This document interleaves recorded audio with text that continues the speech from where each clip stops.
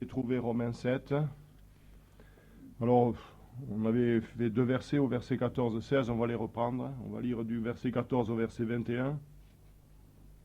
Nous savons en effet que la loi est spirituelle, mais moi, je suis charnel, vendu au péché, car je ne sais pas ce que je fais, je ne fais point ce que je veux, et je fais ce que je hais.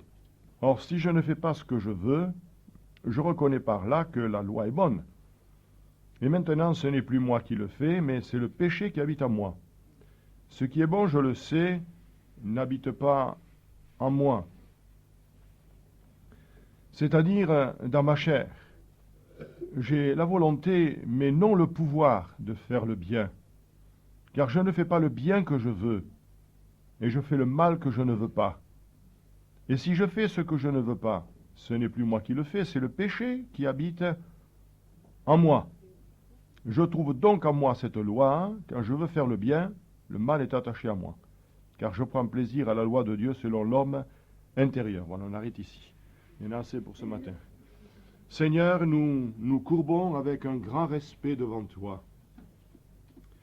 Tu es le Maître infiniment bon, infiniment tendre. Tu es précieux à notre âme. Nous te louons. Oui, l'Éternel est bon. Sa miséricorde durera toujours. Étends ta main, s'il te plaît, sur ce que je vais dire afin d'édifier ton peuple, tes brebis, celles que tu as rachetées, celles dont j'ai la responsabilité. Que ta grâce soit sur nous tous, au nom de Jésus. Amen. Gloire à Dieu. Dans ces versets 14 à 23, on pourrait dire que ce sont un petit peu des redites, mais néanmoins, on va essayer de décortiquer un petit peu. Par exemple, au verset 17, il dit « Maintenant, ce n'est plus moi qui le fais, c'est le péché qui habite en moi. » C'est assez facile de dire cela. Vous allez au tribunal, vous avez tué une personne, je prends quelque chose de grand, et la sanction tombe à perpétuité. Vous dire, mais monsieur le juge, c'est pas ma faute, c'est le péché qui est en moi. Ah, je ne veux pas savoir si c'est le péché, c'est vous qui êtes responsable. Vous avez compris? Parce que souvent, on a dit, c'est plus fort que moi. Et ça ne doit pas être plus fort que nous. Nous avons dit l'autre fois que ça ne doit pas être un combat, une lutte d'un chrétien, ça. Puisque le chrétien est mort au péché. Donc, nous sommes là pour nous examiner avec sérieux. Si ces luttes sont encore en vous, frères et sœurs, il faut revenir à la croix. Il faut repasser par la nouvelle naissance. Sinon, vous allez être tiraillés toute une vie. Et au dernier jour, le Seigneur dira, mais tu n'étais pas hanté sur l'olivier franc. Tu n'étais que dans une religion. Je ne t'ai jamais connu. Ça sera terrible. Ça, ce sont des choses qui n'existent pas dans l'enfant de Dieu, qui a reçu l'Esprit de Dieu, qui est animé de l'Esprit de Dieu, qui aime son Seigneur plus que toute autre chose, et qui veut le servir jusqu'au bout. Donc il n'y a pas d'excuse. L'homme est responsable. Pourquoi il est responsable? Parce qu'il a laissé le péché dominer sa vie. Or, ce n'est pas à lui à dominer. Nous avons parlé l'autre jour des petits cochons. Si un petit cochon rentre chez vous, qu'il soit gros ou qu'il soit petit, c'est pareil. S'il a vécu dans du bourbier, c'est moi vous dire que vous allez prendre un bâton et vous allez le mettre dehors, n'est-ce pas? Vous n'allez pas lui dire « Oh, cher petit nouf-nouf, viens t'asseoir avec moi à la table, je vais te mettre un petit nœud papillon. Et puis la serviette du pasteur, elle est grande, tu sais, tu te saliras pas, voilà, nouf-nouf. Et toi, nif-nif, et toi, naf-naf, mais viens là, les sabots, tu peux les mettre sur la table, pas de problème. Bon, écoute, il y a des belles tentures, des beaux draps, enfin, tu peux t'essuyer. » C'est ça que vous allez faire? Ça nous fait rire, bien sûr. Parce que c'est gros. Et c'est grossier. Alors vous allez mettre le petit cochon dehors. Mais c'est pareil avec le péché. Quand un enfant de Dieu veut plaire à son Seigneur, il va faire tous ses efforts, parce qu'il y a des efforts à faire. Pierre le dit, faites tous vos efforts pour joindre à votre foi la vertu, à votre vertu la tempérance, à votre tempérance la science, etc. Il faut joindre.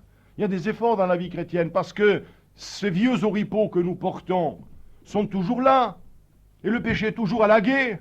Je vous ai déjà cité ce texte de la Genèse où Dieu dit à Caïn, le péché couche à ta porte. C'est-à-dire, dès que tu l'ouvres, il est là devant. Et ses désirs se portent sur toi. Forcément, il a besoin de la chair pour se manifester, le péché. mais toi domine sur lui. Au verset 18, ce qui est bon, je le sais, n'habite pas en moi. Ça, je crois qu'on peut le dire, nous. Même le chrétien rempli du Saint-Esprit, au contraire, plus on est rempli du Saint-Esprit, plus on a la révélation qu'on est mauvais. Ça semble bizarre, ça, hein? Eh oui, pourquoi? Bien, quand vous vous approchez du feu, vous voulez vous approcher jusqu'à 2 cm de la flamme? Monsieur Berdeil, vous savez bien que je vais brûler ma robe. Et vous, vos pantalons. Et plus on s'approche du feu, plus on a chaud. Et plus on s'approche du Seigneur, et bien plus on reçoit cette certitude, cette affirmation, et puis c'est une évidence. C'est une évidence. Il est dit, ce qui est bon, je le sais, n'habite pas en moi. Bon maître, dit le jeune homme riche. Et Jésus lui dit, pourquoi m'appelles-tu bon? Il n'y a de bon que Dieu seul. Et le frère Wurmbrand l'a dit, si vous voulez croire que vous êtes bon, vous trouverez que vous êtes mauvais et vous ne serez jamais bon. Pourquoi? Parce que nous sommes toujours dans un corps de chair. Mais néanmoins, la nouvelle créature, alléluia, elle a quelque chose d'autre que les païens n'ont pas, que les inconvertis n'ont pas. C'est pourquoi il nous est écrit que nous devons, en parlant, donner une parole de grâce qui communique, une parole d'amour, une parole gracieuse qui communique une grâce à ceux qui l'entendent. Voilà, une parole de grâce. Et les gens sont suffoqués, sont extasiés. Ils n'en reviennent pas qu'un enfant de Dieu à qui on a fait du mal puisse leur parler avec bonté. Gloire au Seigneur. Mais nous savons qu'intérieurement, eh bien, le péché, il est là. Il est mort, mais il est là. Donc, je ne peux pas être bon comme le Seigneur, parce qu'il n'y a que Dieu seul qui est bon. Je serai pécheur jusqu'à la fin de mes jours. Approchons-nous donc de Dieu, et il s'approchera de nous. Au verset 19 et 20, il est dit, « J'ai la volonté, mais non le pouvoir de faire le bien. » Bien sûr que j'aimerais de suite arriver au chapitre 8. Ça sera pour une prochaine fois. Mais l'apôtre ici dit, j'ai la volonté, mais non le pouvoir. Mais le pouvoir nous sera communiqué, nous le verrons ultérieurement. Car je ne fais pas le bien que je veux, et je fais le mal que je ne veux pas. Et si je fais ce que je ne veux pas, ce n'est plus moi qui le fais, c'est le péché qui habite en moi. Et encore une fois, nous disons que cette constatation ne supprime pas notre responsabilité. C'est le péché qui habite en moi, mais pourquoi tu le laisses faire? On a dit souvent aux parents, mais pourquoi vous laissez faire vos enfants? Pourquoi vous laissez ces jeunes filles de 14 ans rentrer à 4 heures du matin? Pourquoi? Pourquoi toi, commerçante, je parle d'une chose que je connais, tu dis à ta fille, tu peux aller à la pharmacie, prendre la pilule, achète même des préservatifs, le dieu du caoutchouc, et donne-les à ta fille. Mais si tu as une mère comme cela, ce n'est pas une mère. Et les garçons, c'est la même chose. Les parents ont démissionné. Je parle au point de vue inconverti, mais ça peut nous aider, nous convertis. Si nous ne veillons pas sur nos enfants, il ne faut pas s'étonner un jour si nous pleurons. Si nous leur donnons tout ce qu'ils veulent. Si nous les laissons faire tout ce qu'ils veulent. Pourquoi le Seigneur ne nous laisse pas faire tout ce qu'on veut? Parce qu'il sait que c'est mal pour nous. Parce qu'il sait que c'est dangereux. Ah, mes bien-aimés, je ne fais pas le bien que je veux et je fais le mal que je ne veux pas. Alors, cette condition prouve que je ne suis plus le maître chez moi. J'aimerais que la monitrice de l'école du mercredi, en l'occurrence la sœur Berdeil Paola, eh bien, puisse nous raconter un jour cette petite histoire sur le péché, 3 hommes qui sont venus, qui symbolisaient le péché, et puis c'est finalement le maître de la maison qui a été mis dehors. Hein? Les plus jeunes doivent se souvenir, là, qui ont écouté cette histoire. Ça arrive, ça. Ça arrive qu'on vous met dehors de chez vous. Eh oui, ça arrive. Combien de fois? Nous l'avons vu dans nos familles, nous l'avons vu dans d'autres endroits, dans des témoignages. Les gens, ils commencent à s'installer doucement, doucement, doucement. Et moi, si j'avais laissé faire un chrétien, des jeunes chrétiens qui n'étaient pas chrétiens, on les avait badigeonnés un petit peu, là, à Belfort, ils sont arrivés chez nous, mais comme si c'était la première fois qu'ils venaient. Ils ont laissé faire le chien sur la moquette. Bien sûr, c'est bon les religieuses, hein, mais enfin, de cette catégorie-là, hein, vous avez compris, quoi. Je préfère les vrais, chez le pâtissier. C'était sur la moquette, ils ne sont pas... Et tout à coup, elle se lève, elle va à la salle de bain, elle se lave la tête, elle va dans les placards, je vais vous mettre la table. Première fois qu'ils vont chez des gens. Mais si je les avais écoutés, mais ils revenaient tous les week-ends. Puis on était en plein déménagement à Orange, et ces gens-là, ils ont dit, bon, on vient passer 15 jours de vacances chez vous. Comme ça, sur la lettre. J'ai dit, vous m'excuserez, vous voudrez bien m'excuser, mais nous sommes en plein déménagement, nous ne pouvons pas vous recevoir. Mais c'est pas possible. Même si on les laisse faire. C'est vous qui allez dehors après. On est un peu à l'étroit ici, vous ne pouvez pas partir ailleurs. Vous en faites pas, on sait où est le frigo, on connaît tout. Le diable, c'est ce qu'il fait. Donc, cela prouve que je ne suis plus le maître chez moi. Mais la grande culpabilité, c'est que je l'ai d'abord laissé pénétrer chez moi. C'est ça la grande culpabilité. Je suis coupable de l'avoir laissé pénétrer et de l'avoir laissé prendre autorité. Pourquoi il y a des parents qui sont plus faibles que les enfants? C'est les enfants qui commandent. Je veux! Mais vous les voyez déjà au supermarché, là au début des gondoles, vous savez, où les chewing-gums, les petits bonbons sont à portée de regard. Je le veux! Et vous les voyez, ils tapent des mains, ils tapent des pieds, ils ferment les poings, ils grincent des dents. Et la mère, tais-toi! Si le père, il dit, tais-toi! Mais le petit, il continue, lui, parce qu'il sait que c'est lui le vainqueur. Et au bout d'un moment, c'est sur le tapis roulant. Je l'ai vu de mes propres yeux, vu. Et ça, c'est des exemples que je pourrais multiplier à l'infini. Ça suffit pour montrer que les parents ont démissionné. Oh, frères et sœurs, vous qui êtes des enfants de Dieu, qui regardez aussi, eh bien, les masses médias, qui lisez les journaux, regardez un peu partout maintenant dans le monde, vous voyez que tout décline. Et que tout nous a été donné dans la parole de Dieu pour que nous soyons dans l'équilibre. Amen. L'équilibre. L'équilibre. C'est formidable. C'est parce que vous êtes équilibré que vous êtes venu en marchant. Si vous étiez équilibré, vous serez tombé. Si vous avez un problème cérébral, vous tombez. Vous êtes équilibré, votre cerveau dit à ton pied gauche, avance. Pied droit, on est équilibré. Merci Seigneur. Alléluia. Rendez grâce à Dieu de ce que vous êtes équilibré. Au moins de vue physique, rendez grâce à Dieu. Vous savez, il y a un jour un fou qui avait des moments de folie. Et puis, quand ce psychiatre l'a interrogé sur bien et bien des problèmes, il lui a dit, monsieur, est-ce que vous avez rendu grâce à Dieu de ne pas être un fou? Et le docteur dit, j'y avais jamais pensé. Eh oui. Parce que lui, il savait. Il savait que de temps en temps, il était saisi par un esprit mauvais, on pourrait dire comme la petite fille de la syrophénicienne, l'esprit le jetait tantôt dans l'eau, tantôt dans le feu. Il dit, vous avez jamais remercié Dieu d'être dans votre état? Alors, frères et sœurs, qu'est-ce qui nous empêche ce matin d'être reconnaissants? Hein? D'avoir pu accepter la grâce et d'être dans sa maison. Gloire à Dieu. Au verset 21, il dit, je fais ce que je ne veux pas, donc ce n'est plus moi qui le fais, c'est le péché qui habite en moi. Je trouve donc en moi cette loi, quand je veux faire le bien, le mal est attaché à moi. Je trouve en moi cette loi. Nous allons voir 4 lois dans quelques instants, parce qu'avant de passer aux autres versets, j'ai préféré vous parler de 4 lois. Alors, ici ce n'est plus la loi mosaïque, c'est-à-dire la loi de Moïse. Il dit, je trouve en moi cette loi. Il y a une loi qui est là, dans sa vie, il dit, quand je veux faire le bien, ben, c'est le mal qui est attaché à moi. Pourquoi? Ben, parce qu'il y a quelque chose de bien établi dans cette loi. C'est pas simplement dans le matériel, dans l'immatériel, dans le corps, dans le ciel. Il y a des lois dans le corps. Si vous usurpez cette loi, vous risquez du mal. Buvez 5 litres de vin par jour. Et vous allez voir. Un jour, on vous dira, mais monsieur, vous avez la cirrhose du foie. Fumez, comme Claude. 3 paquets de tabac, heureusement qu'il a arrêté.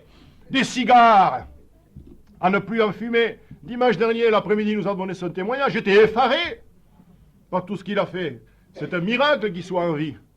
Dieu le réservait pour le salut. Mais continuez. Et vous verrez vos poumons, vous verrez vos gorges. Mangez, mangez, mangez, mangez encore. Mais l'homme n'est pas fait pour manger. Non, non, non. L'homme est fait pour vivre tout simplement. On doit manger pour vivre. Et non vivre pour manger. Amen. Pourquoi il y a des gens qui se font opérer, des gens qui... Enfin, il y a des maladies. Il y a des maladies. Si on s'écoutait, mes frères et sœurs, moi si je m'écoutais, mais quand je vois des saucissons, ah là là là là, quand je passe devant les boucheries, là, ils sont suspendus, là. Et ils appellent en passant. La Mondéo, tout à coup, elle freine. Hein. Quand je vois ces gros jambons, maintenant ils n'y sont plus dans la rue Jean Jaurès, là. Hein. Il a pris la retraite. Quand je voyais ces jambons, là. Ouh là là. Et oui, il y a beaucoup de choses. Quand je vois beaucoup de pâtés, quand je regarde les œufs, c'est pas difficile, ça j'y passe tous les jours devant. Hein, ils sont là dans mes boîtes, là, au garage. Ah là là. Et oui, parce qu'avant, moi aussi, je déjeunais bien. Qu'en salade, pâté, fromage, des œufs frits. Mes amis, ça y allait, hein. Et oui, le cholestérol aussi. Mon docteur me dit, vous avez minci, frère. Non, pas frère, monsieur Verdet. Je dis, non, je suis toujours pareil. On me dit, non, vous avez minci. Je dis, non, je fais 90 kilos. Il me dit, mettez-vous sur la balance. Il ne m'a pas cru sur parole. 92 habillés. Il me dit, c'est ça, 90, bien sûr. Pourquoi? Parce que je fais attention. Bon, c'est pas parce qu'avant, je ne faisais pas attention, mais pour la santé, ce que je faisais n'était pas bon. Si j'avais travaillé la terre, comme mon père, beaucoup sué tous les jours, on élimine, on brûle, comme on dit. Mais si on est assis, et je suis souvent assis ou debout, mais sans faire trop d'efforts, eh bien, on prend. Bon, il y a des lois. On ne va pas discuter sur les lois. J'ai cité l'autre jour en évangélisation ce texte du livre de Job. Connais-tu les lois du ciel? Il y a des lois dans le ciel aussi. On sait qu'avant la pluie, avant qu'il y ait une précipitation de pluie, il y a un éclair. C'est écrit dans le livre de Job. L'éclair précède toujours la pluie. Puis il y a des lois physiques. Oh, les lois physiques. Quand je faisais la physique et la chimie, oh là là, que c'était dur ça. Et les lois de mathématiques. Heureusement que je connais cette loi, 2 et 2 font 4. Amen. Et que ce soit aux Indes, que ce soit en Afrique, que ce soit en Italie, que ce soit en Afrique du Sud, 2 et 2 font 4 aussi. Vous êtes d'accord? Et vous remarquerez qu'il y a une loi aussi qui est immuable. C'est que si vous faites chauffer de l'eau ici, à Paris, à New York, à Bangkok, elle boira toujours à 100 degrés. C'est une loi physique. Et depuis Abraham, on pourrait dire Adam, s'il faisait du feu pour faire chauffer l'eau, c'est possible. Jusqu'à maintenant, l'eau bout à 100 degrés. Il y a une loi. Et il y a une loi dans notre cœur. Et nous allons voir ces 4 lois dans quelques instants. Et on peut y voir de suite. Tiens, alors les 4 lois. D'abord, il y a la loi de Dieu. Dans ce chapitre 7, au verset 7, au verset 13, au verset 14, au verset 22, et à la 5e partie du verset 25, vous trouvez ce mot, la loi de Dieu. Pour les Juifs, la loi de Dieu, c'est quoi? C'est la loi mosaïque. C'est la loi de Moïse.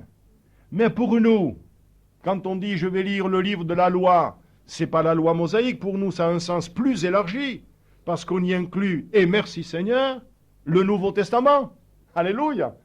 Pour nous, toute la loi, c'est cela.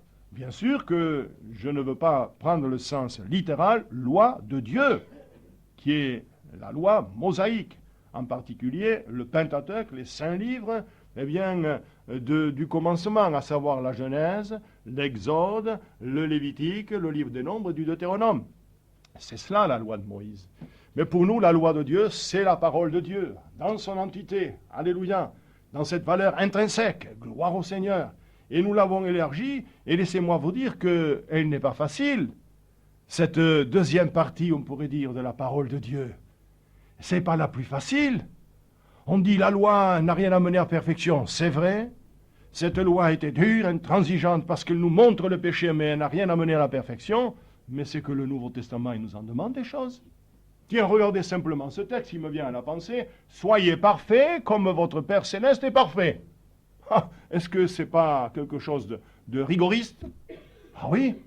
Soyez parfaits comme votre Père Céleste est parfait. Heureusement que nous le sommes de position et instantanée.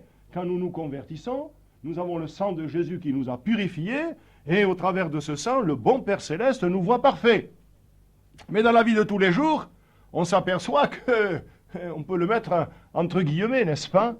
Et pourtant, dans ces progrès que nous faisons parce que on est passé par la nouvelle naissance, car il faut passer par là, sinon ne parlons pas de celui qui n'est pas hanté, sur l'olivier franc, qui n'est pas né de nouveau, qui n'est pas régénéré, celui-là, jamais il ne connaîtra la transcendance, jamais il ne connaîtra l'effervescence, jamais il ne connaîtra une ébullition, jamais il ne connaîtra l'émulation, jamais il ne connaîtra la loi de Dieu, jamais il ne connaîtra la vie de l'esprit, la joie de Dieu, jamais. Sera un chrétien médiocre, du début de sa vie jusqu'à la fin de sa vie.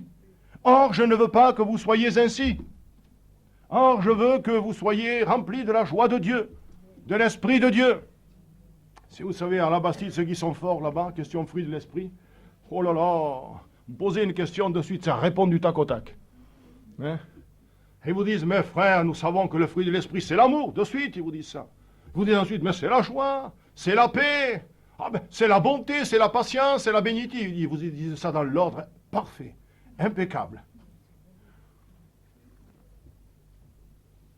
Et puis ils y ont même ajouté, et on n'y est pas arrivé, ils y ont même ajouté la fidélité.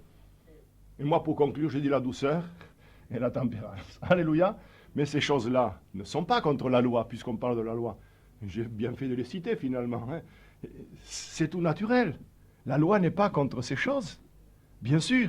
Au contraire, nous manifestons là que nous sommes greffés sur l'olivier franc, et que nous allons de progrès en progrès et de sanctification en sanctification. D'ailleurs, c'est parce que nous avons toutes ces promesses de Dieu que nous pouvons nous sanctifier. Le Père Céleste nous a appelés des ténèbres à l'admirable lumière. Sortez du milieu d'eux, je vous accueillerai, dit le Seigneur. Serez pour moi des fils et des filles, et je serai pour vous un Père. Ayant donc de telles promesses, dira Dieu, dira l'apôtre Paul au chapitre 7 de la 2e aux Corinthiens, au verset 1er, ayant donc de telles promesses, c'est-à-dire d'être enfants de Dieu, sanctifions-nous de toute souillure de la chair et de l'esprit, en achevant notre sanctification dans la crainte de Dieu. Amen. Et ça, c'est extraordinaire, voyez-vous, frères et sœurs. Alors, il y a la loi mosaïque, qui est plus élargie avec le Nouveau Testament, et il y a aussi la loi de notre entendement. Car ici, au chapitre 7 et au verset 23, il est dit, « Car je vois dans mes membres une autre loi qui lutte contre la loi de mon entendement. » Eh oui, la folle du logis, elle travaille toujours. Hein. Eh oui, ça travaille là-dedans. Hein. Il y a la loi de l'entendement. C'est-à-dire que l'entendement du chrétien prend plaisir à la loi de Dieu. Un chrétien normal, pas de ces faux chrétiens, vous savez, qui ont de l'apparence. Il faudra que je pense à un message que je vous apporterai à un culte. L'apparence, c'est tout, l'apparence. L'apparence de la piété. Ne parlons pas du faux chrétien, ne parlons pas du chrétien médiocre, de celui qui un jour s'entendra dire « je ne te connais pas ». Non, parlons du chrétien, tout simplement, un candidat disciple, s'il ne l'est pas encore. Il y a dans ce chrétien-là une joie d'écouter la parole de Dieu. Il vient et il est heureux. Je sais que pour beaucoup, dans les églises où nous avons travaillé, ne la mettent pas en pratique. Mais ils sont quand même heureux. Pourquoi? Parce qu'il y a là cette loi de l'entendement. Je suis enfant de Dieu, en quelque sorte, entre parenthèses, je me régale d'écouter la parole de Dieu. C'est vrai ou c'est pas vrai? Alors je me suis trompé. Ah, logiquement, on est heureux, on écoute la parole de Dieu. Après on dit, oh, alors, il nous a demandé des choses. Mais sur le moment, il y a cette loi de l'entendement. Elle prend plaisir, c'est écrit. Pas moi qui le dis, c'est écrit. À la loi de Dieu. Elle y acquiesce avec joie et le désir de l'accomplir. Son esprit est en quelque sorte lié à cette loi. Bien sûr, comme un esclave est lié à son maître. Mais je vois cette loi, je le relis, qui lutte contre la loi de mon entendement et qui me rend captif de la loi du péché qui est dans mes membres. Donc il y a une autre loi, c'est la loi du péché. Et j'y ajoute, moi, la 4e loi, c'est la loi de la chair. Parce que nous avons tous un corps. C'est quoi la loi de la chair? Bon, déjà, ne parlons pas de l'appétit de tout à l'heure. Hein. Ne parlons pas du saucisson, du jambon. Il y a une loi. Le corps, il doit manger. Le corps, il doit boire. Le corps, il doit dormir.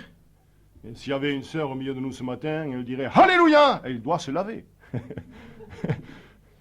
Et oui, si vous ne vous lavez pas, vous risquez d'avoir des problèmes. Hein? Même si vous prenez la douche tous les 3 mois, au moins vous vous lavez quand même tous les 3 mois. Il faut se laver.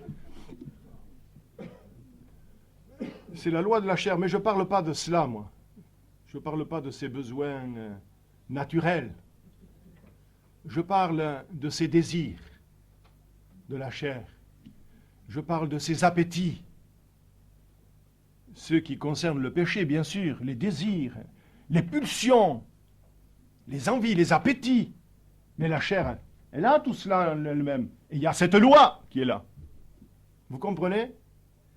Et étant donné que le péché qui est à l'intérieur le sait, alors il attend que le moment de se manifester, c'est la loi du péché. Chapitre 7, versets 21, 23 et 5e partie du verset 25. Alors, cette loi-là, elle est liée carrément à la chair, cette loi du péché. Automatiquement, parce que c'est dans la nature humaine qu'il peut se manifester le péché. C'est dans la nature humaine. Il n'attend que le moment. Nous revenons à Caïn. Le péché couche à ta porte, mais toi domine sur lui. Il veut dominer sur toi. Ses désirs se portent sur toi. Or là, il est à l'intérieur même. Après l'apôtre Paul, il est à l'intérieur. Alors, ce qui l'intéresse, lui, c'est l'humain, tout ce qui est charnel, tout ce qui est terrestre. Et c'est le mal sous toutes ses formes. La loi du péché, c'est le mal dans toutes ses formes. Vous voulez un exemple? Chose dite, chose promise. Jésus dit, Matthieu 15, verset 18, « Ce qui sort de la bouche vient du cœur, de l'intérieur. Et c'est ce qui souille l'homme, car c'est du cœur que viennent les mauvaises pensées, les meurtres, les adultères, les impudicités, les vols, les faux témoignages, les calomnies, voilà les choses qui souillent l'homme.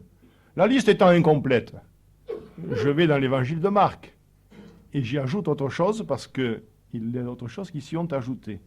Au verset 21 du chapitre 7, « Car c'est du dedans du cœur de l'homme que sortent les mauvaises pensées, les adultères, on l'a vu, les impudicités, les meurtres, on l'a vu, les vols, les cupidités, les méchancetés. » Ah tiens, il n'y en a jamais dans le peuple de Dieu, méchanceté. Non. La fraude. Ah, le dérèglement. Le regard envieux. La calomnie. L'orgueil. La folie. Toutes ces choses sortent du dedans et souillent l'homme. Voyez-vous, frères et sœurs, dans ces 4 lois, il faut se tourner vers la loi de Dieu. C'est la seule qui nous montre ce que nous sommes, en réalité, puisque nous l'avons dit, c'est comme un feu rouge qui s'allume, qui dit « Hop, stop, danger !» Mais elle ne peut pas vous empêcher de franchir le feu rouge, si vous voulez. La loi de Dieu nous montre ce que nous sommes. Et nous arriverons doucement, doucement au chapitre 8, qui nous dit « Grâce soit rendue à Dieu par Jésus-Christ ». Parce que la chose est possible. La chose est possible de vivre une vie chrétienne épanouie. Une vie faite de douceur, de tempérance et de bonté. Je crois, mes frères et sœurs, qu'il faut nous fixer cet objectif. Il faut que je devienne bon, même si je ne le serai jamais à 100% comme mon père, parce que vous l'avez dit, pasteur, mais il faut que nous soyons bons les uns envers les autres, parce que c'est quand même écrit. Soyez bons les uns envers les autres. Alléluia. Soyez bons. Je dois me perfectionner, pas avec mes efforts, mais en comptant sur la grâce de Dieu, en comptant sur sa présence, en comptant sur son esprit qui est en moi. Car la Bible me dit, c'est lui qui a commencé cette œuvre et c'est lui qui le fera, c'est lui qui l'a commencé et c'est lui qui la rendra parfaite, qui la terminera. Amen. C'est riche. Ces versets sont riches, frères et sœurs. Mais je vous dis encore, toutes ces luttes ne concernent pas l'enfant de Dieu régénéré. C'est celui qui a été éclairé, qui n'est pas encore vraiment hanté sur l'olivier franc et qui a toutes ces luttes. L'enfant de Dieu, lui, il est déjà dans la marche. Il a des progrès à faire, certes, mais ces luttes-là, il ne les a pas. Parce qu'il est mort au péché. Alléluia. Et il vit pour Christ maintenant. Alors tous les jours, il offre ses membres au Seigneur comme des instruments de justice et non d'iniquité. Et alors il sert son Dieu. Et le soir, quand il se couche, il dit, Seigneur, aujourd'hui, mission accomplie. Alléluia. Et s'il a failli quelque chose, il s'humilie parce qu'il est près de Dieu. Et il recommence le lendemain, non pas dans le péché, non pas dans l'iniquité, mais dans la grâce de Dieu, dans le service de Dieu. Amen. Ah, que c'est beau ça, hein? Elle est belle cette parole, hein? Vous l'avez aimée? Faites-en une bonne digestion. Amen. Seigneur, merci. Merci pour ta bonne parole, en effet. Ce n'est pas la parole du prédicateur, ce n'est pas la parole d'un homme, c'est la parole de l'Esprit de Dieu. Et parce qu'elle vient de toi, elle a le pouvoir de nous éclairer et de nous emmener à la repentance. Nous avons besoin de repentance. Nous avons constamment besoin d'être devant toi pour être purifiés, Seigneur. Et c'est vrai que plus nous serons près de toi, plus tu nous montreras